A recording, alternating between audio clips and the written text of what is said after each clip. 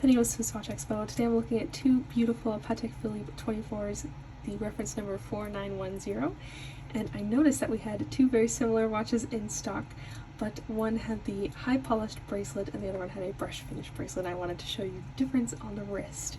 So the brushed polish finish bracelet I think is a little bit more casual, everyday wear watch.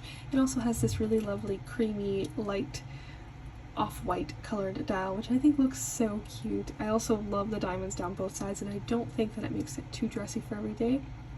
I think this would be a great choice if you work in a business casual workplace. You want something just a little bit fancier, something a little bit kind of eye-catching, but not too eye-catching.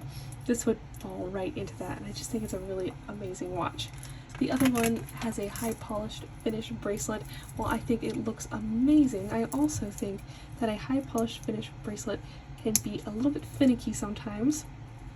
So I think that they're kind of better for special occasions or for more rare wears. They show fingerprints a little bit more, so they have to be kind of buffed a little bit more often with a polishing cloth, which I think is fine, but that's just something to keep in mind. This one also looks amazing with this dark gray dial and also with diamonds down both sides.